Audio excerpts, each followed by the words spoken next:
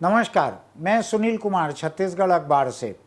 बातचीत के इस सिलसिले में मैं आज शिव सिंह ठाकुर जी के साथ में हूं, जो रायपुर के रहने वाले सिविल इंजीनियर हैं। और इनसे बातचीत का महत्व इसलिए है कि 2013 में बस्तर के झीरम में जो नक्सल हमला हुआ था, जिसमें करीब 32 लोगों की मौत हुई थी, जिसमें कांग्रेस के बहुत सारे बड़े बड़े नेता शहीद हुए थे, कई सुरक्षाकर्मी शहीद हुए थे उसमें।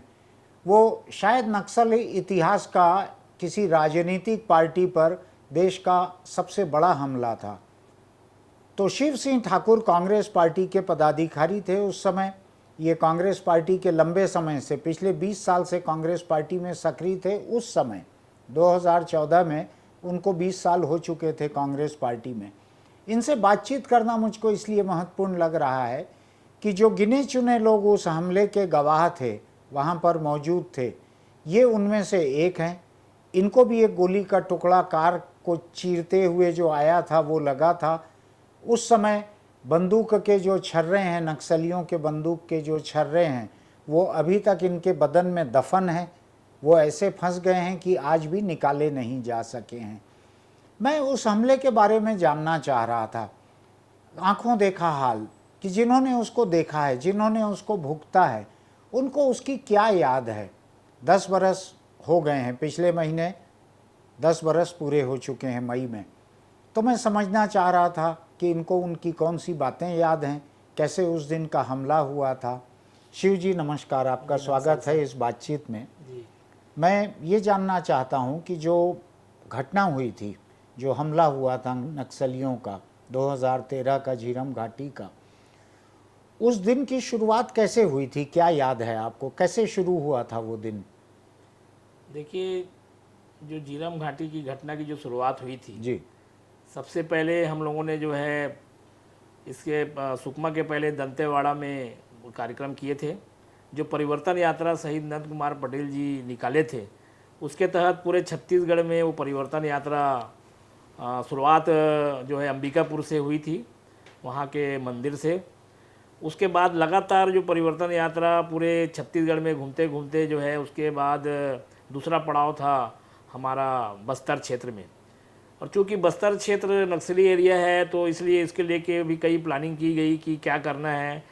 कुछ लोग शहीद नंद कुमार पटेल जी को बोलते थे कि बस्तर कुछ जगह एरिया ऐसा है जहाँ नक्सली ज़्यादा हैं और वहाँ पे नुकसान हो सकता है, हेलीकॉप्टर से चले जाइए या बाई रोड चले जाइए। क्योंकि शहीद नंद कुमार पटेल जी ये बोलते थे कि भाई बस्तर से हम लगातार हार रहे हैं और बस्तर को मेरे को सबसे पहले मजबूत करना है। उसके लिए मैं जो है कार्यकर्ताओं को मैं मजबूत करने के लिए ग्राउंड लेवल में मुझे जाना है। तो ये उनकी एक जुनून था कि मैं सुकमा हो या दंतेवाड़ा हो या ऐसे घोर नक्सली एरिया में मैं खुद का, अगर मैं ही अगर मान लो कार्यकर्ताओं से यानी मतलब डरूंगा नक्सलियों से, और तो कार्यकर्ताओं का हौसला कैसे बढ़ेगा। तो ये सब चीज़ों को देखते हुए उन्होंने खुद ये निर्णय लिया कि कोई जाए या ना जाए, लेकिन मैं बस्तर क्षेत्र धुर नक्सली एरिया जाऊंगा। तो ये इस प्रकार से उन्होंने जाना चालू किए। और इसके पहले भी एक दो बार उनके ऊपर घटना हुई थी, गरियाबंद में भी उन पर नक्सलियों ने हमला किया था, लेकिन उस वक्त नक्सलियों ने माफ़ी मांग लिया था, ऐसा बताते हैं। तो शहीद नंद कुमार पटेल जी ये बोलते थे कि भाई नक्सली विपक्ष में हमला आज तक नहीं किए हैं, जो भी हमला होता है सत्ता पक्ष में होता है, और वो भी पूरा प्रशासन ज़्यादा करके वर्दियों पर, विपक्ष में तो आज तक हमला नहीं हुआ था। ये उनको एक श्योर था कि नक्सली हमें क्यों हमला करेंगे, तो इसलिए वो पूरा निष्पृह थे। उन्हें नहीं मालूम था कि इनके पीछे शहीद नंद कुमार पटेल को मारने की जो है एक प्लानिंग बन रही है, जो उनका कोई विरोधी है वो बिल्कुल प्लानिंग कर रहा है, ये बिल्कुल आभास नहीं हुआ। अब हम जब जैसी परिवर्तन यात्रा बस्तर क्षेत्र में गई और वहाँ सुकमा में जो कार्यक्रम हुआ, जिसके बाद नक्सली घटना हुआ, तो सुकमा में जब हम गए, जगदलपुर में रात में रुके और गए, तो चूँकि कार्यक्रम बहुत जल्दी करना था और शहीद नंद कुमार पटेल जी का इंस्ट्रक्शन था कि सुबह जल्दी से निकलना है, कार्यक्रम करके जल्दी निकलना है, क्योंकि नक्सली हमला जो होता है दिन दिन निकल जाओ, जैसे ही शाम होता है और कुछ हमला भी हुआ थोड़ा फुट फुट, तो पुलिस जो है फोर्स नहीं आ पाती इनके। इसलिए उनका ये प्लानिंग था कि हम लगभग 2 बजे के पहले एनी हाउ हम उस नक्सल क्षेत्र से निकल जाएं। लेकिन वो पूरी प्लानिंग था, लेकिन हमारे कार्यक्रम तो समय पे चालू हो गया, लेकिन जोगी जी जो अभी नहीं रहे, वो उनके कारण थोड़ा सा उनको भी प्रोग्राम में आना था, तो उसके कारण 1.5-2 घंटा लेट हो गया। तो 1.5-2 घंटा लेट होने के कारण पटेल जी जो खुद सहमे हुए थे कि जैसे ही लेट होते जा रहा है तो ये एरिया ठीक नहीं है, संवेदनशील एरिया है। लेकिन सुकमा के कार्यक्रम में जो इसके पहले पुलिस व्यवस्था अच्छी रहती थी, पुलिस फोर्स रहती थी, ओपनिंग रहती थी, वो आरोपी रहते थे। लेकिन सुकमा में जिस दिन कार्यक्रम हुआ, उस कार्यक्रम पूरे स्थल में पुलिस नाम की व्यवस्था नहीं थी, एक भी पुलिस नहीं था उस कार्यक्रम में। उसके पहले के कार्यक्रमों में बराबर पुलिस सुरक्षा अच्छी रहती थी। उसी समय शहीद नंद कुमार पटेल जी ने समझ गया कि आभास, उनको खतरे का आभास हो गया कि पुलिस व्यवस्था यहाँ नहीं हो, क्योंकि वो गृह मंत्री भी तरह हैं, तो उनको आभास हो गया और वो अपने चेहरे के हाव भाव से समझने लगे। लेकिन कोई एक ऐसी चर्चा थी कि इसकी डेट बदल गई थी, टाइम बदल गया था या रूट बदल गया था, और पुलिस ने पहली सूचना के आधार पर तैयारी रखी थी, और कांग्रेस पार्टी ने जो बदला था कार्यक्रम उसकी सूचना नहीं दी थी पुलिस को, ऐसी चर्चा थी। नहीं, ये चर्चा भ्रामक थी, क्योंकि शहीद नंद कुमार पटेल जी गृह मंत्री होने के नाते मैं खुद उनके साथ अटैच सेक्रेटरी था, कार्यालय देखता था। उनका जो भी प्रोग्राम बनता था वो बराबर पूरा सभी जितने भी जिम्मेदार सुरक्षा के अधिकारी उनको देते थे।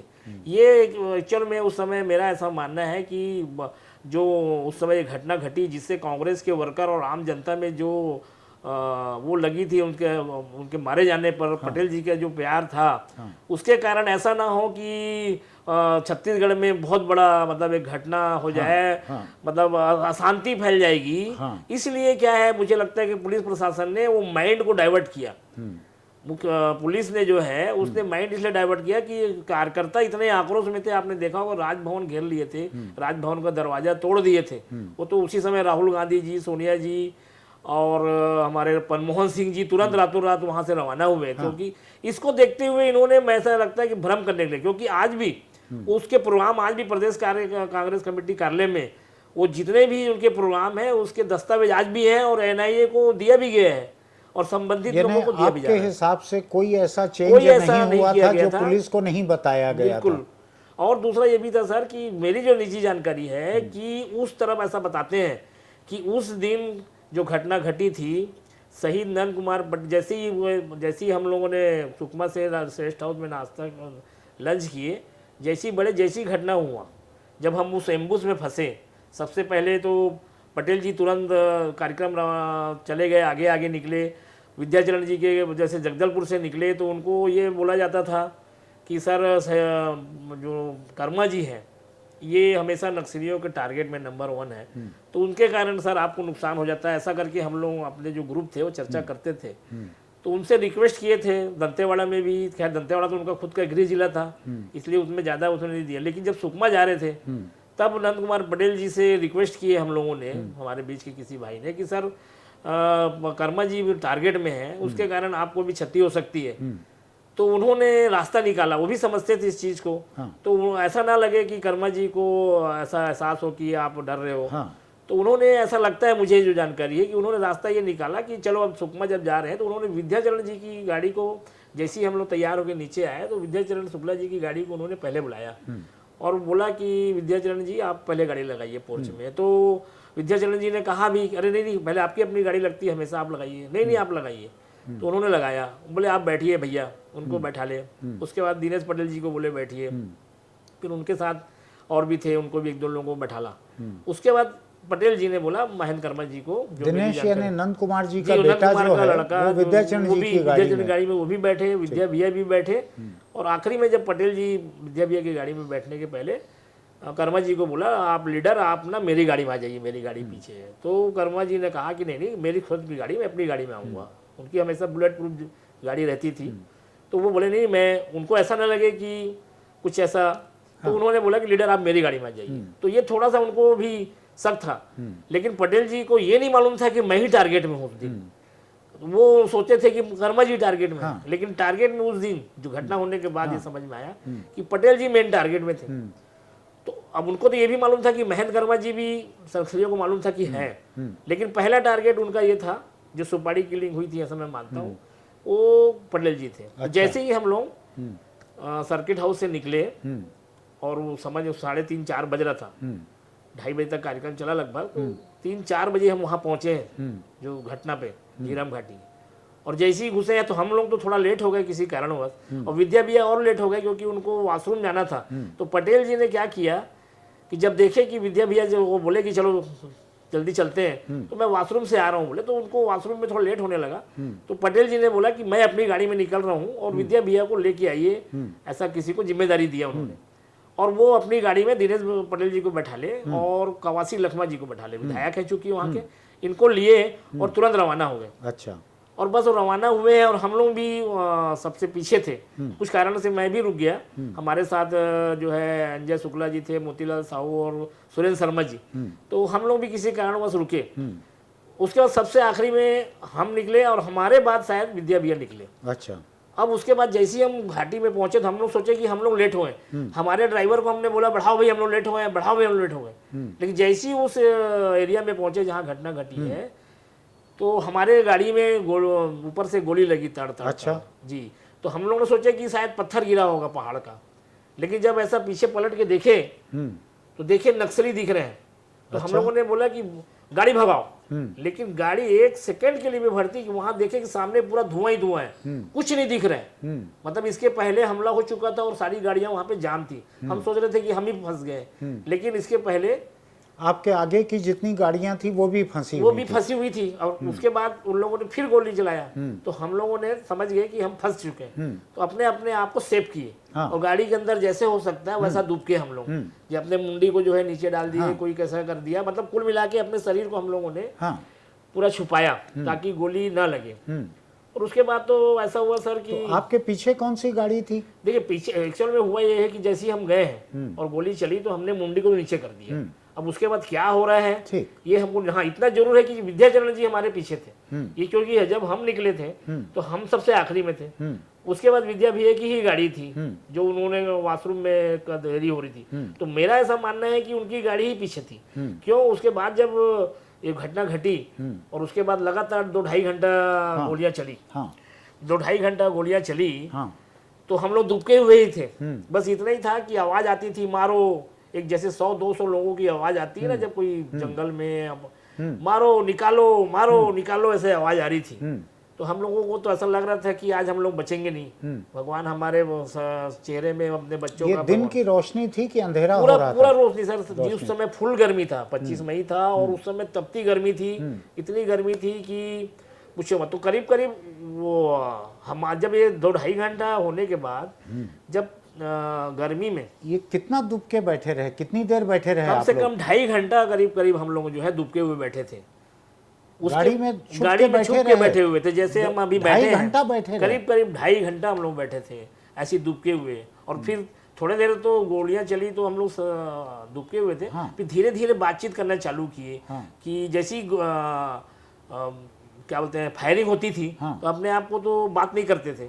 लेकिन वो नक्सली नंद कुमार पटेल जी को मेरा ऐसा मानना है कि पहले ही उनको उठा लिए। सबसे पहले गाड़ी में वो थे, जैसे ही हमला किए तो उनको घेर के ले गए।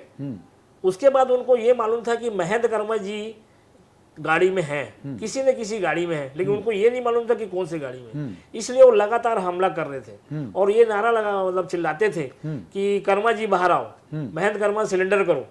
लेकिन महेंद्र कर्मा जी ये सोच रहे थे कि भाई अभी 4 बजे है और 2.5-3 घंटा अपने पास समय है, पूरा दिन का समय है, फोर्स आएगी ऐसा मेरा लगता है कि पुलिस तो आएगी। लेकिन उन्होंने देखा कि 2-2.5 घंटा हो गया है, किसी प्रकार का कोई फोर्स नहीं आ रहा है। अच्छा। तो उन्होंने सिलेंडर कर दिया। वो उतने समय चिल्लाते रहे, तलाश करते रहे, गोली चलाते रहे, तलाश करते रहे। कर्मा जी अपनी गाड़ी में बैठे थे, आप लोग अपनी गाड़ी में दुबके हुए थे, ऐसा था। और भी जितने लोग थे जो 20-22 लोग 32 लोग बचे हैं सब अपनी अपनी गाड़ी में दुबके हुए थे। और बाकी जो कुछ 20-32 लोग मरे हुए थे जो बेचारे तो उनकी सांस चल रही थी। ये आपको फिर बाहर निकल के देखना कब हुआ आपका? जी वो उसके ये हुआ सर ऐसा कि जब 2-2.5 घंटा गोली चली और जब कर्मा जी सिलेंडर किए, जब देखे कि अब कोई चारा नहीं और उन्होंने सोचा कि मेरे कारण और बेकसूर लोग मारे जा रहे हैं, तो उन्होंने फिर सिलेंडर कर दिया कि मैं महेंद्र कर्मा सिलेंडर करता हूँ, क्योंकि बेवजह बहुत लोग मारे जा चुके हैं। और अगर सिलेंडर नहीं करता हूँ तो क्या होता था कि महेंद्र कर्मा जी के साथ जो पीएसओ थे उन लोगों ने सिर्फ वो किया, लड़ाई किया। उनके जो साथ पीएसओ थे वो एक गोली उधर से चलाते थे तो उन लोग लगातार जैसे तरतर गोली चलाते थे। उस कारण 2.5 घंटा जो गोलीबारी हुई वो कर्मा जी के जो पीएसओ थे, सुरक्षा गार्ड, उन लोगों के कारण ये चला, क्योंकि वो उनके पास LMG का बंदूक थी। वो सोचे कि हम मुकाबला कर लेंगे, लेकिन ऐसा मालूम नहीं कि 2.5 घंटे बाद भी कोई फोर्स नहीं आई। इसलिए उनके भी सब गोली खत्म हो गई। इसलिए उनको भी उसके बाद जब समझ गए कि पूरी फोर्स नहीं आएगी और हमारे जो पीएसओ है वो भी खत्म हो रहे हैं, तब उन्होंने फिर कार्यकर्ताओं को देखते हुए सिलेंडर किया कि मैं महेंद्र कर्मा सिलेंडर करता हूँ। जैसे ही सिलेंडर किए वो उन लोगों ने गोलीबारी बंद कर दिया और बोले आप गोलीबारी बंद करिए, मैं सिलेंडर कर रहा हूँ। उन्होंने गोलीबारी बंद कर दिया। उनका टारगेट दूसरा था, भाई पटेल जी तो हो गए थे पहले टारगेट, दूसरा भी उनको, उन्होंने गोलीबारी बंद को तब तक मार चुके थे? नहीं, मेरा ऐसा मानना है कि उनको ले जाके पहाड़ में रखे थे। अच्छा। तो जहाँ पे उनको रखे थे, हमारे से जो मैंने बाद में देखा है कि हमारे से करीब 50-60 फुट दूर उनको रखे थे। अच्छा। पटेल जी को और उनके लड़के को, और हमको उन लोगों ने 50 फीट पहले रखा था। जब गोलीबारी खत्म हुई तो नक्सलियों ने फिर चिल्लाया, महेंद्र कर्मा ने जब बोले कि सिलेंडर कर दिए, तब फिर वो हमारे साथ मलकित गैदू जी थे जो महेंद्र कर्मा जी की गाड़ी चला रहे थे, उन्हीं की गाड़ी में थे वो, अपनी गाड़ी में नहीं थे, क्योंकि वो गाड़ी बदल लिए। बताते हैं कि अपनी गाड़ी में कभी नहीं बैठते थे, वो किसी के भी दोस्त यार की साथी के बैठ जाते थे। कौन? महेंद्र कर्मा जी कभी अपनी गाड़ी में, क्योंकि मालूम है कि मेरी गाड़ी को टारगेट करेंगे वो। तो जहाँ कोई सी भी गाड़ी खाली रहती थी, जब मैं कोई भी परिचित है उसकी गाड़ी में बैठे, इसलिए नक्सलियों को वो डाउट था कि कौन सी गाड़ी में बैठे, ढूंढने में दिक्कत आ रही थी, क्योंकि वो मालूम है उनको भी कि वो अपनी गाड़ी में नहीं बैठते हैं कभी, वो किसी न किसी की गाड़ी में बैठ जाते हैं। तो उनको ढूंढने में दिक्कत आया, इसलिए वो ढूंढ नहीं पाए और गोलीबारी चलती रही। उसके बाद फिर सिलेंडर किए तो हम लोगों को भी जो सर मलकित गैदू जी थे उन्होंने फिर बोला कि सर हम लोग तो बेकसूर हैं, हम लोग को क्यों मार रहे हो नक्सलियों को? तो बोले ठीक है, तुम लोग जो है, ऐसा आवाज आ रही थी, ये बात की आवाज आई हम। तो उन्होंने फिर बोला कि ठीक है, तुम लोग जितने भी लोग हो वो अपना हाथ ऊपर करके नीचे आओ। तब फिर आवाज आने लगी जोर जोर से कि भाइयों हाथ ऊपर करके नीचे आइए, हाथ ऊपर करके नीचे आइए। अब हम लोग डरने लगे, भाई क्योंकि नक्सलियों के बारे में हम क्या जाने, हाथ ऊपर ये भी तो चाल तो नहीं है। हम लोग नहीं आए, लेकिन कुछ देर बाद एक नक्सली लेडीज थी, वो आई और हमारे कार को खटखट की और बोले ऐसा की और नीचे आइए। तब फिर हम लोगों ने नीचे उतरे, क्योंकि हम लोग लगभग पीछे गाड़ी में थे। तो धीरे धीरे लाइन से नक्सली पूरा जो है बंदूक लेके लाइन से खड़े थे पहाड़ तक, 10-10 फीट 20-20 फीट के दूर में, और सारी लेडीसें थी, कम से कम 50-100 लेडीसें थी। और वो लोग मोबाइल दीजिए बोल के मोबाइल लेते गए। उसके बाद सीधा एक पहाड़ में ले गए। तो हम देखे हमारे से पहले 20-25 लोग, हमारे साथी लोग वहाँ लेटे हुए हैं पहाड़ पे। तो सबको लेट जाओ बोले, सब हम लोग लेटे हुए थे। उसके बाद जब सभी आ गए, एक आखिरी विद्यार्थी गाड़ी नीचे था आपका कि देख नहीं, पहाड़ तरफ ऐसा था, पहाड़ ऐसा स्लोप था, तो हम लोग ऐसा थे और पूरे चारों तरफ 25 से 30 नक्सली हम लोगों को घेरे हुए थे। और उसके बाद उन्होंने पूछने लगे कि नंद कुमार पटेल कौन है, नंद कुमार, क्योंकि उनको ये कंफर्म करना था। वो लोग नंद कुमार पटेल जी को पहचानते नहीं थे, पहचानते नहीं, सब बात नहीं करते, जबकि उन्होंने लैपटॉप रखे थे, वाकी टाकी रखे थे, और बराबर उनका एक बॉस था, टोपी लगाया था, पूरा मिलिट्री ड्रेस में थे। तो वो बात करता था बॉस जो है। यहाँ जब उसने पूछा कि इसमें नंद कुमार पटेल नहीं है, हम लोगों ने कहा, तो बोले तुम सब मारे जाओगे, नंद कुमार पटेल जी मिलेंगे सब मारे जाओगे, महेंद्र कर्मा का लड़का कौन है, दिनेश पटेल कौन है, ये नाम पूछते थे। तो आखिरी में फिर यही बात हुई कि हमारे एक डॉक्टर थे, वो बोले भाई इसमें पटेल जी नहीं है। तो बोले ये बाजू में जो मरे पड़े हैं ये कौन है बोल के, तो ये बोले महेंद्र कर्मा है, क्योंकि हमारे सामने भी महेंद्र कर्मा जी की डेड बॉडी पड़ी थी, क्योंकि हमारे सामने ही पहले मार चुके थे वो, क्योंकि हम लोग लेट आए। तब वो जब डॉक्टर ने कहा कि नहीं ये सही बोल रहे हैं, तब फिर उसने विश्वास किया, और यहाँ से वाकी टाकी में उसने अपने दूसरे बॉस को फोन किया कि यहाँ पे नंद कुमार पटेल जी नहीं है। तब उन लोगों ने विश्वास किया, और उसके बाद सबका नाम पूछ के वो किए। जैसे मेरे से पीछे में बंदूक टिका दिए, और मैं नेता ड्रेस में था, तो मैं बोला कि क्या बोलूँ, क्योंकि बहुत सारे लोग ड्राइवर और कंडक्टर बोल रहे थे डर के मारे कि जो ड्रेस में नहीं थे, नेता ड्रेस में नहीं थे, तो उनसे जैसे पूछते थे तुम कौन हो, तो बोले मैं ड्राइवर हूँ। तुम कौन हो, कंडक्टर। अरे भाई नेता बोलेगा तो मार देगा, लेकिन मैं अपना व्हाइट पैंट व्हाइट शर्ट पहना था, मैं बोला गलत बोलूंगा तो मार देंगे, तो मैंने बोला सर कार्यकर्ता हूँ मैं, तो उन्होंने छोड़ दिया।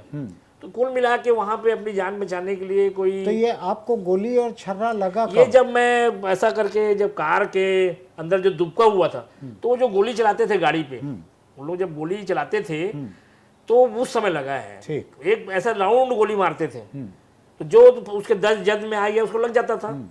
तो अब ज़्यादा झुकने, ज़्यादा मेरा शरीर हो सकता है कि वो होने के कारण, तो भरमार बंदूक और गोली के टुकड़े इसीलिए आए कि वो बराबर मारते थे। जैसे सुरेंद्र शर्मा जी को पैर में गोली लगा, मोतीलाल साहू जी को यहाँ लगा, तो वो गोली कार में मारते थे। क्योंकि क्या होता था, जैसी कार से हल्का सा मुंडी ऊपर कोई भी करता था तो उनको ऐसा लगता था कि इसमें पुलिस है, इसलिए वो गोली मारते थे। तो अब ये आप जो बतला रहे हैं उस हिसाब से महेंद्र कर्मा की डेड बॉडी देखने मिली, उसको आपके साथ के लोगों ने पहचाना और बताया कि ये महेंद्र कर्मा जी हैं जी और वो नंद कुमार पटेल को पूछ रहे थे बार बार जी, और पटेल जी के बेटे को भी पूछ रहे थे बार दिनेश बार। पटेल को तो और उनको- महेंद्र कर्मा के लड़के को भी।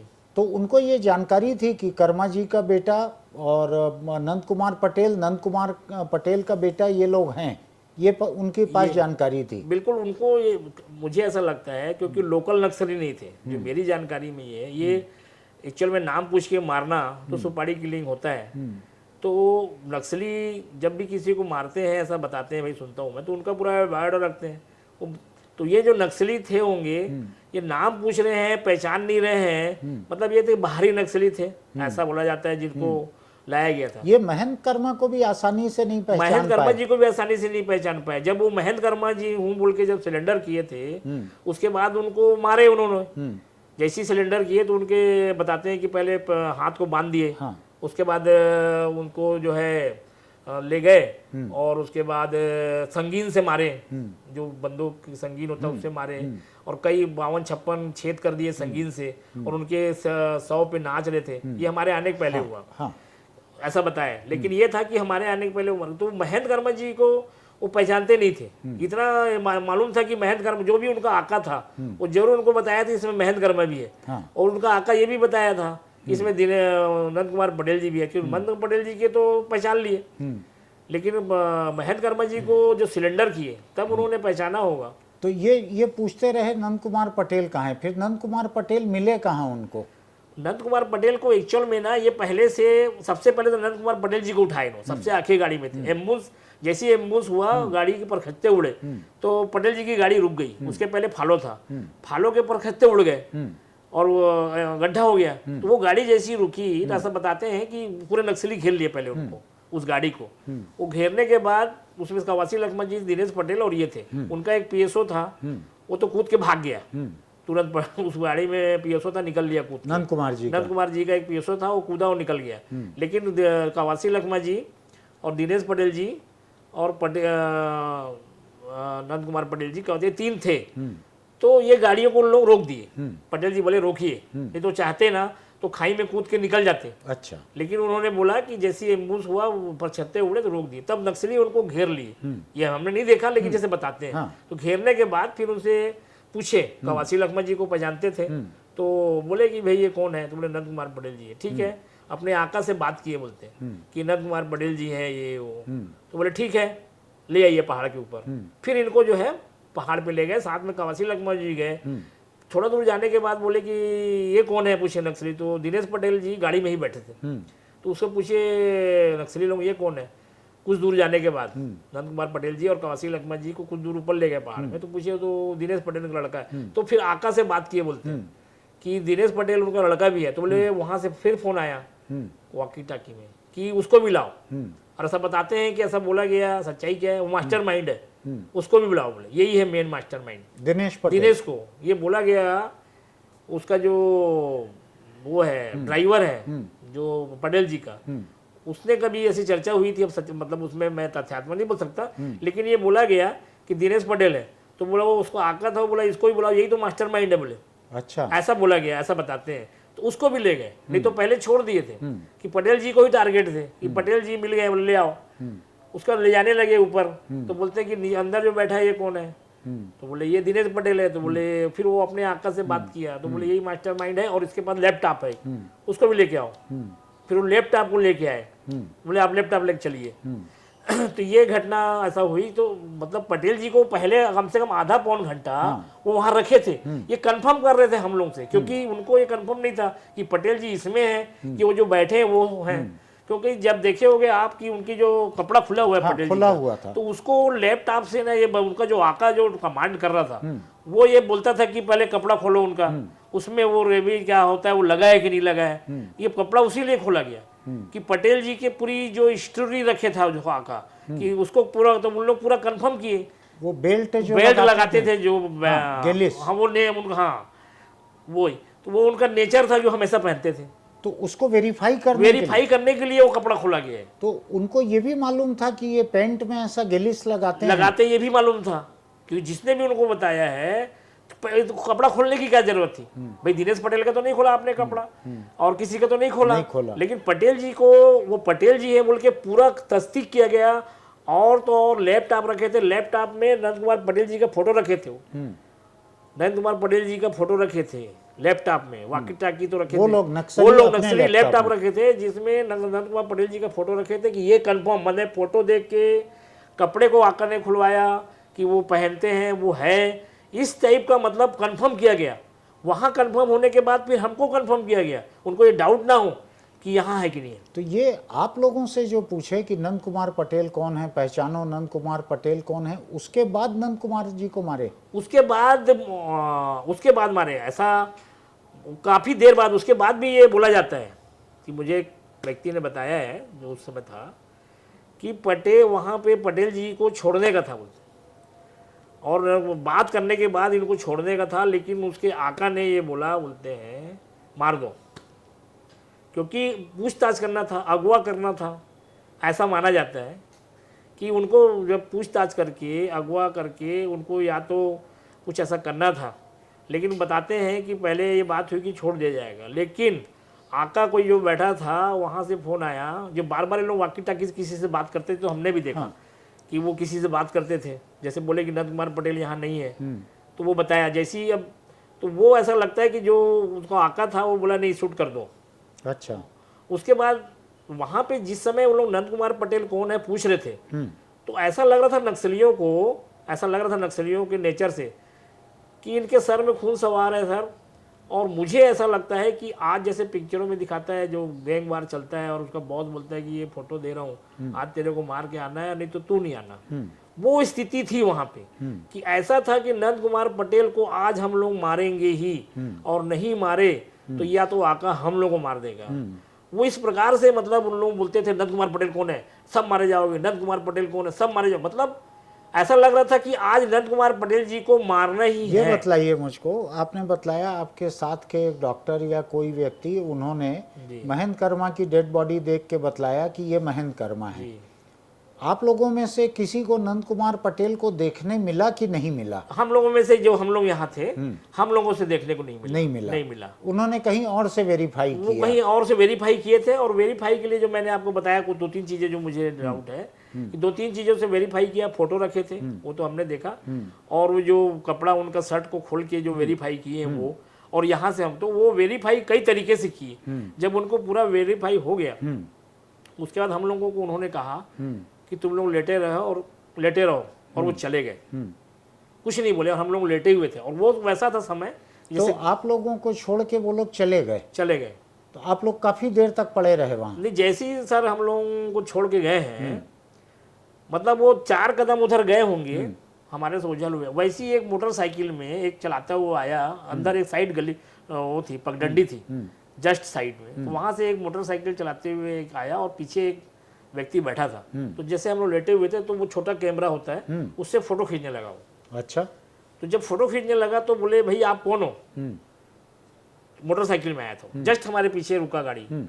तो हम लोग पूछे कौन हो? तो बोले मैं फोटोग्राफर, यानी प्रेस। तो बोले कौन से प्रेस? तो कुछ नहीं बोला, खट खट खींचा और चला गया। उसके थोड़ा दूर गया होगा, मुश्किल से 10 कदम आगे, इधर से फिर वो आईबीसी की टीम आ रही थी, वही पगडंडी से। ये प्रेस वाले के आने के बाद वो आईबीसी की टीम आई, वो नरेश जी आए। तो वो जैसे ही आए तो वो भी, हम लोग लेटे हुए थे तब तक, क्योंकि भाई अब तो हम लोग लेटे हुए बोल के गए लेटे रहो, कुछ उठेंगे तो मार देंगे, हम लोग फिर भी लेटे हुए। तो फिर वो नरेश जब आए तब तक क्या हुआ था कि जैसे फुल गर्मी होता है सर, तो थोड़ा अंधेरा थोड़ा उजाला वो समय था, मतलब आदमी तो दिखेगा लेकिन मतलब परछाई टाइप का दिखता है, तो उस टाइप का दिख रहा था। तो वो तब आए नरेश जी, और उन्होंने भी फोटो खींचने लगा, मतलब अपना। तब हम लोगों ने कहा नरेश जी को कि सर आप लोग कौन हो? तो बोले मैं प्रेस से हूँ। तो बोले हम लोग कैसा करें कि इन लोगों को तो बोल दिए कि लेटे रहो। और इधर हो सकता है पुलिस आ जाए, हम लोग इधर पहाड़ में लेटे हैं, साला पुलिस हमको मार देगी, तो इधर से बचे थे इधर से। तो बोले नहीं अब कोई बात नहीं है, डर खत्म हो गया, वो लोग चले गए। फिर हम लोग कैसा करें, तो बोले आप लोगों को मैं जैसा बोल रहा हूँ वैसा करिए, तो बताइए। बोले तो सब लोग बोले जो चल सकता है वो अपना हाथ उठाए और सड़क तक आए, और जो नहीं चल सकता है घायल है वो यही रहे। बोले तो उसके बाद फिर हम लोगों ने सड़क पे आए, जो जो हमारे चल सकते थे हम लोग, तो जो जो चल सकते सड़क में आए, हाथ ऊपर करके हम लोगों ने सड़क पे आया। उसके बाद फिर मैंने खुद आगे से पीछे तक देखा, जिसमें उदय मुदलियार जी मरे पड़े थे, विद्या भैया करा रहे थे, मैंने पीछे तक जाके देखा लाशों की ढेर पड़ी हुई थी। विद्याचरण जी गाड़ी में ही थे? विद्याचरण जी गाड़ी में ही थे। वो उन लोगों ने उनको भी मतलब उनका जो गनमैन था भैया का, उसने बहुत गोली चलाया, और उसने आखिरी में बोला भी कि भैया मैं आपकी रक्षा नहीं कर पा रहा हूँ बोल के अपने शरीर में सिर में गोली मार लिया, वो स्पॉट मर गया। हुआ ये था कि विद्या भैया का जो पीएसओ था, बाकी देखो बाकी जो पटेल जी के पीएसओ थे वो तो सब भाग गए उनको छोड़ के, लेकिन विद्या भैया के जो पीएसओ थे वो उन्होंने अपनी जान की बाजी लगा के जैसी गोली चला जो बताते हैं, तो वो तुरंत गाड़ी के नीचे आ गए, 4 चक्का के नीचे, और वहां से वो फायर करते थे। तो दिक्कत यही है कि वो एक फायर करते थे तो लोग 10 फायर करते थे, इसके कारण विद्या भैया की गाड़ी में ज्यादा गोली लगी। और वो चूंकि लंबे हुआ और वो उन्होंने अपने आप को उन्हीं का, जबकि उनके जो सीट में थे सब लोगों ने दुबक गया। वो दुबक नहीं पाए, चूंकि काफी लंबे होने के कारण उनको और उनका जो पीएसओ था जो उनके पास एक 35-40 राउंड होता होगा, वो तब तक वो गोली चलाता रहा, तो वो एक गोली चलाता था होगा तो वहां से 20 गोली आती थी होगी। तो ये हुआ जब वो पीएसओ आखिरी में खुद को गोली मार खुद में जब एक गोली बची थी तो पीएसओ बोला कि भैया मैं आपकी रक्षा नहीं कर पा रहा हूँ, इसलिए वो अपने सिर में गोली मारा। और ये किसने देखा सुना? ये बताया गया पीएसओ के मरने के बाद। वहां पे जब हम लोग वहां से निकले तो प्रेस को भी आया है ये कि पीएसओ ने आखिरी में अपने आप को गोली मार लिया। वो जैसे दौलत अरोड़ा वहां था, उनके साथ राम अवतार देवांगन जी अभी हैं, उन लोगों ने बताया। ये लोग साथ में ही, ये लोग साथ में थे गाड़ी में, विद्या भैया के साथ दौलत अरोड़ा जी, राम अवतार देवांगन जी, निखिल द्विवेदी है हमारा अभी बोर्ड में सेक्रेटरी है राजनांदगांव का, ये लोग गाड़ी में थे। उन्होंने बताया कि हम लोग तो दुबक गए इधर उधर, लेकिन जो विद्या भैया का पीएसओ था वो नीचे से काफी देर फायर किया, और आखिरी में बोला वो कि मेरे पास अब एक गोली बची भैया, और मेरा धर्म है कि आपको, मेरा फर्ज है कि आपकी रक्षा करना, लेकिन मैं आपकी रक्षा नहीं कर पा रहा हूँ बोल के वो अपने इसमें सर में गोली मारा और वहाँ खत्म हो गया। तो इस प्रकार से जब हम लोग उतरे वहाँ पे तो विद्या भैया जो है करा रहे थे बहुत, और खून वगैरह बह रहा था, और पानी ऐसा बोल रहे थे। फिर हम लोग पहुंचे दौलत अरोड़ा, राम अवतार देवांगन जी जब वापस, तो पानी आनी पिलाया और उनको फिर बख्तरबंद गाड़ी आई थोड़ी देर बाद। फिर नहीं, उसके बाद ये हुआ कि हम लोगों को जब हाथ ऊपर कर नीचे आए तब वो पत्रकार ने कहा कि भाई जो जो चल सकता है 1 किलोमीटर दूर जाना पड़ेगा आपको, वहाँ से गाड़ियों की व्यवस्था होगी, और यहाँ गाड़ी नहीं मिल पाएगी क्योंकि अब लगभग पूरा अंधेरा हो चुका था।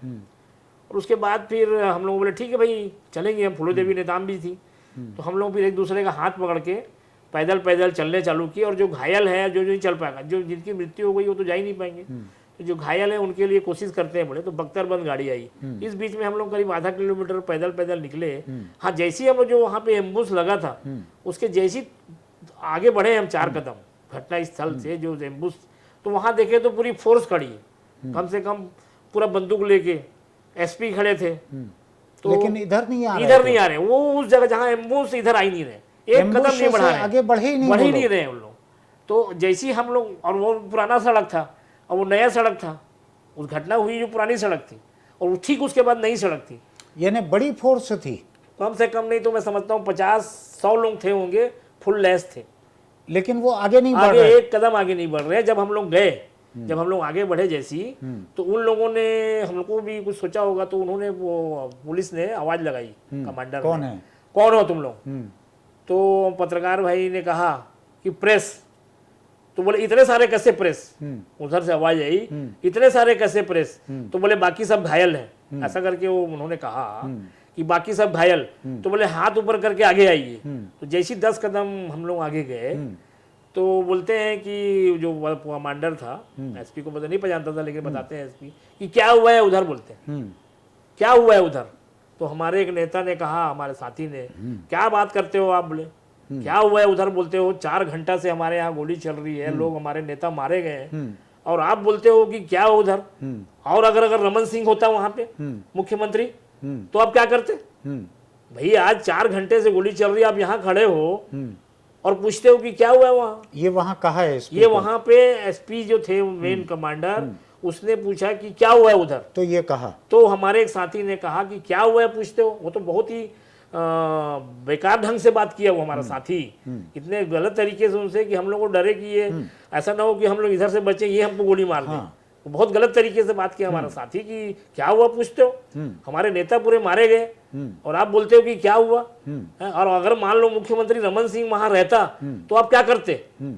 तो उन लोगों ने चुप हो गए। तब हम लोग अपने साथी को चुप कराया, क्योंकि वो नक्सली एरिया का साथी, इसलिए वो डरता नहीं था।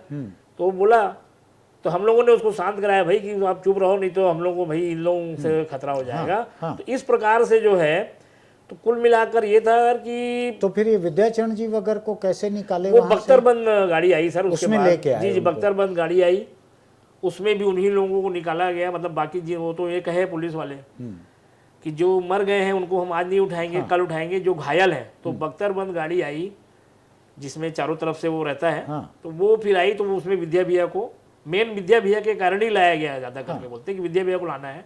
तो बख्तरबंद गाड़ी में फिर भैया ने भी कहा, विद्या भैया ने से बताते हैं कि जितने भी घायल है सबको रखो इसके अंदर। अच्छा, तो उसके बाद जितने भी घायल थे जो चल नहीं पाते उनको बख्तरबंद गाड़ी में, और हम लोग जो है करीब आधा।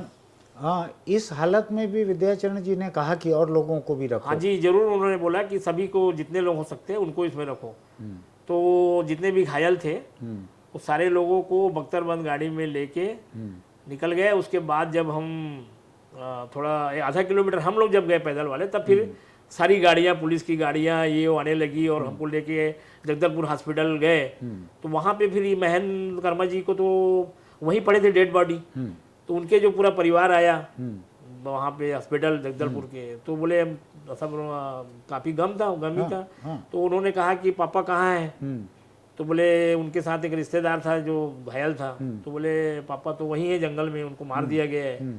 तो अधिकारियों ने कहा कि कल लाएंगे डेड बॉडी, आज तो कुछ नहीं होगा। तो उनके परिवार वालों ने फिर निर्णय लिया, आप लोग रहिए, बोले हम अपने पापा की बॉडी लेके जाएंगे। तो उन्होंने एक एम्बुलेंस लिया, ऐसा बताते हैं, और फोर्स लिया, क्योंकि उनके पास ही फोर्स ज्यादा है, बोलते 2-2 3-3 कंपनियां रहती है, ऐसा बताते हैं। तो उन्होंने अपने पूरे फोर्स को बुलाया, बोलते कि पूरे अपनी जो फोर्स सब आइए। और उसके बाद खुद उनके लड़के ने नेतृत्व किया एम्बुलेंस, जबकि वो बाद में एम्बुलेंस में भी गोली मारे, ऐसा बताते हैं जब उन लोग घुसे थे। एक बात बतलाइए, आपने जितना बतलाया इसमें कर्मा जी का जिक्र नहीं है, जो कि आप बोलते हैं कि इनके नंद कुमार पटेल जी के गाड़ी में ही थे और उनके साथ लेके गए थे उतार के नक्सली। कर्मा जी का जो जिक्र ज़्यादा इसलिए नहीं आ पा रहा है क्योंकि कर्मा जी सुकमा दंतेवाड़ा के कार्यक्रम के बाद ही उनका जाने का प्लान नहीं था। कर्मा जी सुकमा तो किसी के मतलब निवेदन पे आ गए थे। अच्छा, पहला तो वो ये था कि पटेल जी ही टारगेट, क्योंकि कर्मा जी को उन लोगों ने ये समझ लिया था कि इसमें है। कर्मा जी का प्लान ज़्यादा नहीं था कि उनको दंतेवाड़ा मेन उनका क्षेत्र, वहाँ ज़्यादा बाहर जाते नहीं थे। तो उनका वही था, सुकमा को तो मतलब निवेदन करने के बाद ही वो सुकमा आए थे। ठीक। और उसके बाद यानी जो इनके आका है ना, उनको एक वो मिल गया कि भाई कर्मा जी इनको एक टारगेट थे। अब उनको ऐसा, क्योंकि 200-250 नक्सली एक साथ इकट्ठा होना आज तक किसी मारना किसी को टारगेट को ऐसा नहीं होता। महेंद्र कर्मा जी के ऊपर कई बार 3-4 बार हमले हुए, लेकिन वो हमले में वो बच जाते थे और वो करते थे। लेकिन इस समय 250-300 नक्सलियों का जमावड़ा होना और नंद कुमार पटेल जी के लिए 250-300 नक्सलियों का जमावड़ा होकर वार करना, ये एक सोचने के विषय है। अब एक चीज मुझको बतलाइए कि कवासी लखमा जी, जो कि वहाँ नंद कुमार जी की गाड़ी में थे, आप बतला रहे हैं, और उनके साथ उतार के लेके गए, उनका क्या हुआ? उनको कैसे छोड़ दिए नक्सली? अब हम लोग तो उस समय नहीं देखे थे, लेकिन जो बताते हैं कि जब पटेल जी को लेके जा रहे थे, दिनेश पटेल जी को भी जब ले गए, तो उनका ड्राइवर और कवासी लखमा जी भी साथ में जा रहे थे। उनके साथ उस पहाड़ में जहाँ उनके आका बैठे थे ऊपर। तो उनको बोला गया, शायद आका का फोन आया कि सर पटेल जी भी हैं और दिनेश पटेल है और कवासी लखमा है और उनका ड्राइवर भी है। तो वहाँ से फोन आया, जो बताते हैं ड्राइवर लोग, कि कवासी को और ड्राइवर को बोलो कि वापस जाएं। अच्छा। तो कवासी जी ने कहा, सब बोले कि आप अब वापस जाओ आप, क्योंकि दोनों को ही ऊपर बुला रहे हैं आका पहाड़ पे जहाँ।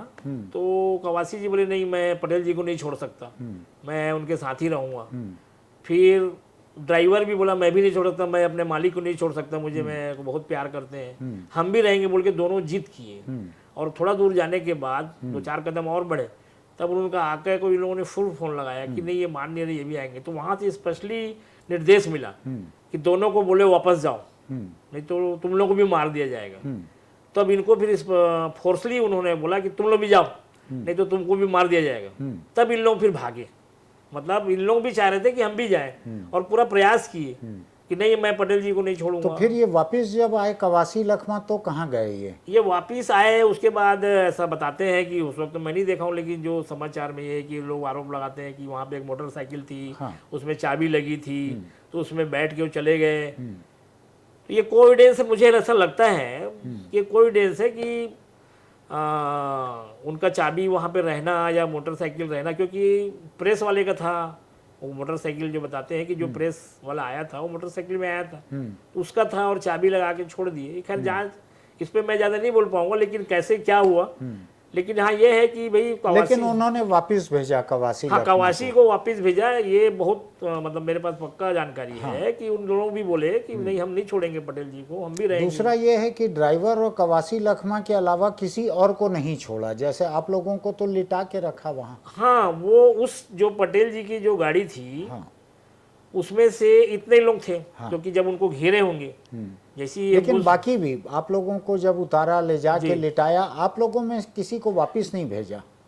नहीं, वो लिटा के रखे थे, बाकी छोड़े बस उतने किए, वापस नहीं भेजा। वो तो जब वो चले गए उसके बाद आप छूट गए जी। लेकिन आप में से किसी को कहा नहीं कि तुम जाओ? नहीं, वो ऐसा नहीं कहा कि लेटे रहो बोले। हाँ। और उसके बाद वो लोग चले गए। यानी पूरा जत्था जो था उसमें से केवल कवासी लखमा और नंद कुमार जी का ड्राइवर, हाँ, उनको ये बोला कि तुम लोग जो 2 लोगों को कहा कि वापस जाओ मीन्स अब वो पहले थे हमारे से, मैं समझता हूँ कि 10-15 मिनट पहले उनको ले गए हैं। तो उस वक्त बोलेंगे तुम लोग जाओ। जैसे हम लोगों को भाई उधर सिलेंडर किए, क्यों? इसलिए कि उनको कंफर्म करना था कि भाई उनको तो ये जान गए थे कि कवासी लखमा, क्योंकि आका से बात चली ये कवासी लखमा विधायक है, और उसके बाद ड्राइवर को भी जान गए उन लोगों की ड्राइवर है। तो उस हिसाब से उनको भेजना ही था। लेकिन हम लोगों को, जैसे आपके बातों से, कि हम लोगों को इसलिए रोका गया कि पटेल जी को कंफर्म करना है, क्योंकि वो कंफर्म तो वो मान लिया मैंने। लेकिन कवासी लखमा वहां से निकल के मोटरसाइकिल से फिर गए? हाँ, वो निकल गए। और ड्राइवर कहाँ गया? ड्राइवर भी मेरे ख्याल से चला गया, ऐसा लगता है कि पैदल चला गया होगा, थाने चला गया होगा, मेरे को जानकारी नहीं है। लेकिन कवासी लखमा जी वहां से निकले मोटरसाइकिल हो सकता है कि अभी मेरी जानकारी में कवासी भी उनके ड्राइवर भी उनके साथ चला गया हो। हाँ, लेकिन ये है कि वो ड्राइवर भी चला गया, उनको भी बोला लेकिन कम से कम कवासी लखमा वहां से गए। हाँ, गए। वो बोले ड्राइवर उनको कि तुम दोनों जाओ, नहीं तो तुम दोनों अगर जिद कर रहे थे तो बोले तुम दोनों को भी मार दिया जाएगा, तुम लोग जाओ। तो दोनों गए। तो फिर कवासी लखमा आपको दिखे क्या अस्पताल में या कहीं? नहीं, उसके बाद हमको तो सीधा जब मैं यहाँ महारानी हॉस्पिटल में तो नहीं दिखे। महारानी हॉस्पिटल में मैं करीब 1-1.5 घंटा एडमिट था। उसके बाद फिर सबको जितने घायल थे हेलीकॉप्टर में भेजते गए, और मुझे बाई एम्बुलेंस जो है वहाँ से रातों रात भेजा गया, क्योंकि मेरे को भी जो गोली लगी थी वो फेफड़े को छूने के करीब थी। अच्छा हुआ। तो वहाँ से डॉक्टरों ने बोला कि हाँ यहाँ तो आप सेफ हो, लेकिन आपको जाना जरूरी। तो रातों रात मेरे को और एक और मेरा साथी था, वो दोनों को एम्बुलेंस से, बाई एम्बुलेंस महारानी अस्पताल से रामकृष्ण हॉस्पिटल आया। तो वहाँ जब मैं आया, जब यहाँ एडमिट हुए हम लोग, तब यहाँ पे कवासी जी दिखे, वो मिले थे, वो भी एडमिट थे। वो भी एडमिट? हाँ, वो भी एडमिट थे। हम लोग जब एडमिट हुए थे, उनको भी चोट लगी थी? उनको चोट तो नहीं लगी थी, लेकिन एक ऐसा लगता है कि हाँ कुछ सदमे में थे। और एक चीज बताइए, आपने कहा कि महेंद्र कर्मा का परिवार एम्बुलेंस लेके और सिक्योरिटी वालों को लेके डेड बॉडी लेने निकला महारानी हॉस्पिटल से। इतना भर आपका देखा हुआ है? हाँ, इतना मेरा देखा हुआ। वहाँ पे उनके बच्चे थे। उसके बाद फिर आप रायपुर? उसके बाद फिर हम लोग तो एडमिट किए थे, तो 3-4 घंटा मैं एडमिट था। उसके बाद फिर तुरंत एम्बुलेंस का इंतजाम करके भेज दिया। तो लेकिन उनके बच्चे जब वहाँ, चूंकि मेरे को तो होश था, मुझे गोली जरूर लगी थी, ब्लड बहुत निकला था, लेकिन मैं चल फिर पा रहा था और समझ रहा था। तो उस समय मैंने उनके लड़कों को बात करते सुना कि ये बात, क्योंकि जो उनका घायल था वो हम लोग हमारे साथ ही जीप में आया। जब हम लोग वहाँ से जीप में आए तो जो उनके साथ एक उनके रिश्तेदार हैं जो घायल थे, वो आज भी उनके हाथ में पट्टी लगा रहता है, मामा मामा बोलते हैं, वो हमारे साथ थे। तो जब उतरे महारानी अस्पताल में तब उनका बेटा पूछा कि पापा कहाँ हैं। उनको डाउट तो था कि हो गया है। हाँ। तो बोले वो नहीं रहे। तो बोले कहाँ है, तो डेड बॉडी वहाँ है, तो लेने चलना है बोले। तो शायद फोर्स वो नहीं आता, लेकिन इतना बोले कि फोर्स बोली नहीं रात में नहीं जाना चाहिए वहाँ पे। तो फिर उनके बच्चों ने कहा कि नहीं, हम पापा की बॉडी हम अभी लेके आएंगे। तो खुद शायद एक एम्बुलेंस लिए और फोर्स लेके घुस इतना गए। आपके सामने की इतना, हाँ, बात मेरे सामने की बात है कि हमको जाना है लेने डेड बॉडी को, और पुलिस मना कर रही है। तो बोले नहीं हम जाएंगे, हमारे पास खुद फोर्स है। और वो लेके उनके बच्चे जो है अपने पिता की बॉडी को रातों रात ले आए। बाकी सारी डेड बॉडी, नंद कुमार पटेल जी की डेड बॉडी, दिनेश जी की डेड बॉडी, और भी जो खत्म हो गए थे 32-30 लोग, सारी की डेड बॉडी दूसरे दिन सुबह, चूंकि एक पानी भी गिर गया था सेकेंड डे, हल्का सा बारिश होने के कारण ना वो डेड बॉडी में भी एक वो आ गई थी। तो उसके बाद पानी गिरने के कारण कुछ दिन और रेस्क्यू में देरी हुआ। तो सेकेंड डे सारी डेड बॉडी को ले आया गया, लेकिन कर्मा जी की बॉडी को उनके बच्चों ने उसी दिन रातों रात ले आया, रात को लेके रातों रात ले आया जी। बड़ी तकलीफ की घटना थी, बड़ा नुकसान हुआ था। कांग्रेस पार्टी का, प्रदेश का, सभी लोगों का नुकसान बड़ा हुआ था। मैं इसको आपके नज़र से ही समझना चाह रहा था कि उस दिन क्या हुआ था। नहीं, हम लोग जब एडमिट थे तो सोनिया जी आई थी मिलने, राहुल जी आए थे, मनमोहन सिंह जी प्रधानमंत्री थे उस वक्त, वो भी आए थे, आरपीएन सिंह थे, आरपीएन सिंह भी आए थे, गृह मंत्री थे। तो राहुल जी तो रात ही रात आ गए थे, सेम डे आ गए थे। मतलब जैसी घटना घटी तो रात में ही राहुल जी आ गए थे, क्योंकि कार्यकर्ताओं का आक्रोश इतना भड़का हुआ था, उसको कंट्रोल करना जरूरी था। तो इसलिए रातों रात राहुल जी आ गए। दूसरे दिन सुबह सोनिया जी, प्रियंका जी, आरपीएन सिंह जी आए और हम लोगों सबको देखने आए, हमारे ढांढस बढ़ाए। और भी विपक्ष के नेता उस समय राजनाथ सिंह भी थे, शायद राष्ट्रीय अध्यक्ष थे, वो भी आए थे मिलने। लेकिन आज वो सुरक्षा गृह मंत्री भी रहे, आज सुरक्षा मंत्री है, लेकिन आज तक हमको यही अखरता है कि इतना दिन होने के बाद भी आज जो सच्चाई सामने नहीं आई है, दोषी लोग जो है को सजा नहीं हुई है। और हमको तो जब नंद कुमार पटेल जी जब वहाँ नहीं दिखे, जब हम लेटे हुए थे, तो हमारे बगल में पीएसओ था पटेल जी का। तो मैंने उसको बोला भी, कान में डाला, हम ऐसे एक साथ थे, तो कान मेरा उनके मुंह में कान था। तो उन्होंने, मैं पूछा कान लगा के, मैं बोला पटेल जी तो यहाँ नहीं दिख रहे हैं। तो बोले हाँ नहीं दिख रहे हैं, हमको क्या मालूम कि पटेल जी को थोड़ा आगे रखे हूँ। तो मैं, हम लोगों को थोड़ा सा वहाँ पे खुशी हुई हमको कि पटेल जी बच गए। अच्छा, तब तक आपको तब नहीं तक पता था? हमको तो कब पता चला, सुबह जब पेपरों में और टीवी में चलने लगा। बात तो ये हो रही थी, सुनने में आ रहा था जब हम लोग अस्पताल में थे, तो ये बोल रहा था कि दिनेश पटेल केवल महेंद्र कर्मा का आपने सुना था कि वो नहीं रहे? हाँ, महेंद्र कर्मा जी को तो हमने अपने सामने देखा।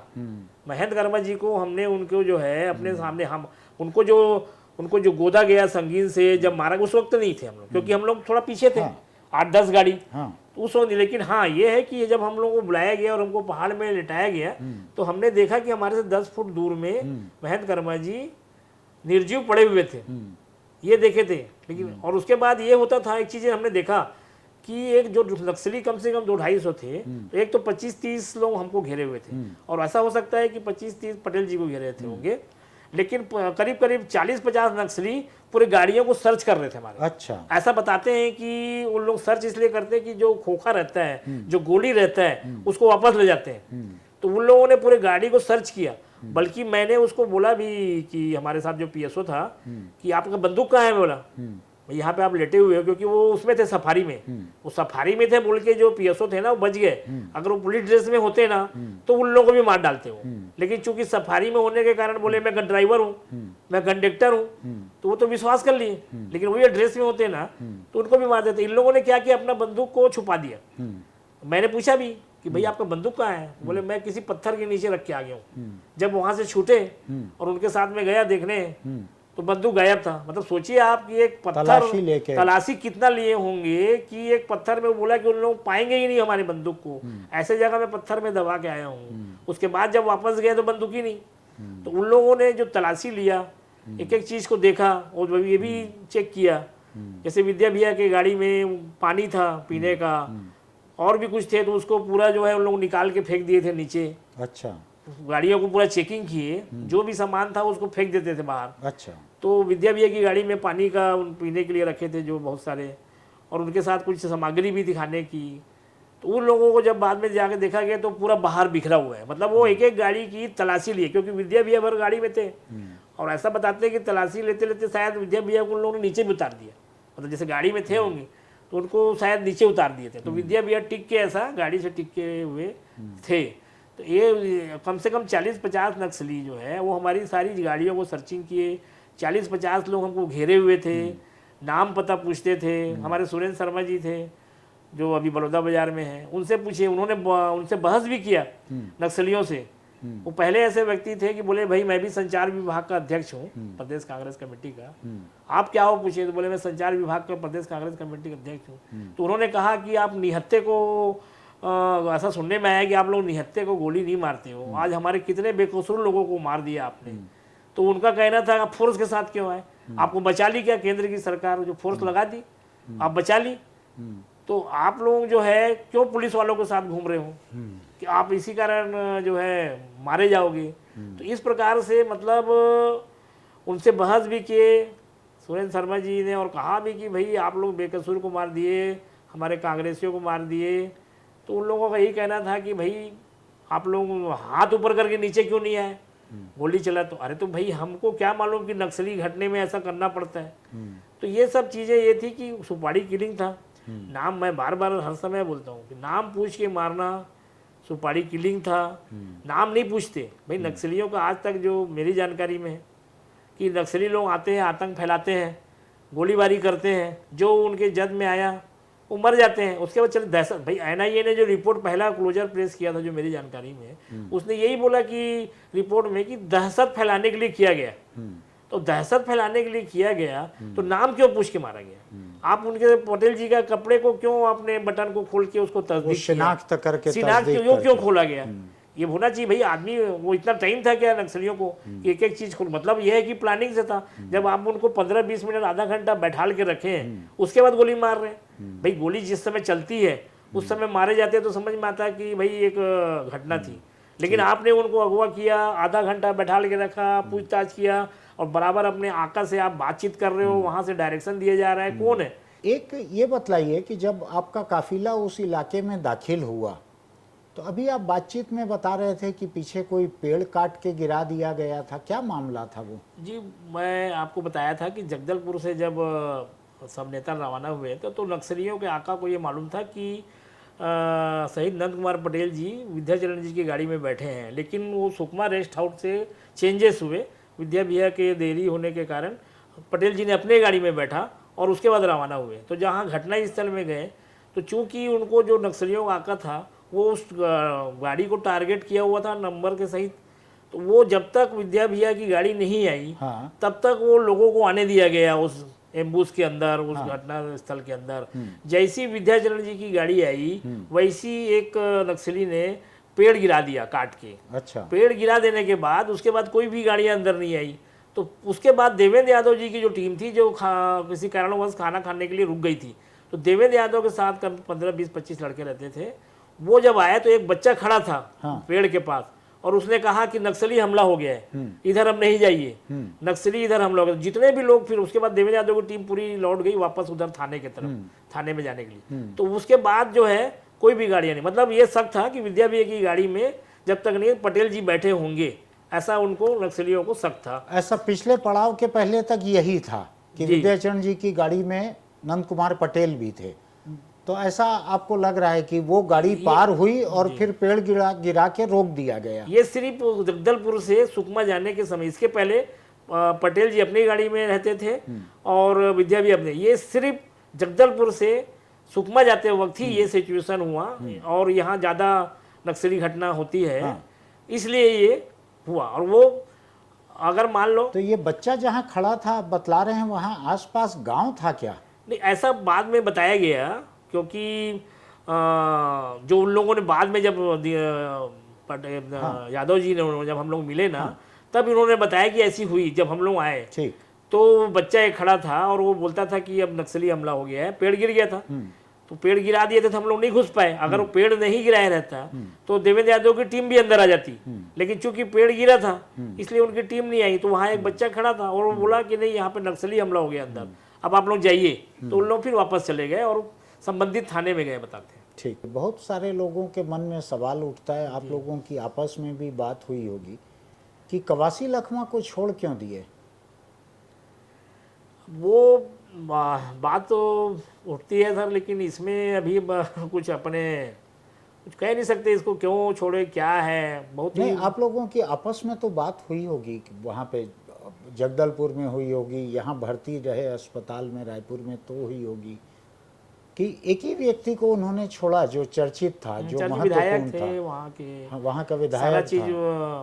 भाई नक्सली एरिया में जाने के पहले विधायक लोगों को वो रहता है कि इंटीमेशन रहता है कि भाई आना चाहिए नहीं आना चाहिए, क्या है कैसा है। आदमी बड़ा नेता या कोई भी जाता है तो अब वो उसका मेरे को अभी तक ये समझ में नहीं आया है, मैं समझने की कोई कोशिश चर्चा भी नहीं आपके की। मौजूदगी में वहाँ आपस में लोगों की हुई हो, पुलिस ने नहीं, कहा हो कि लखमा जी आ गए हैं?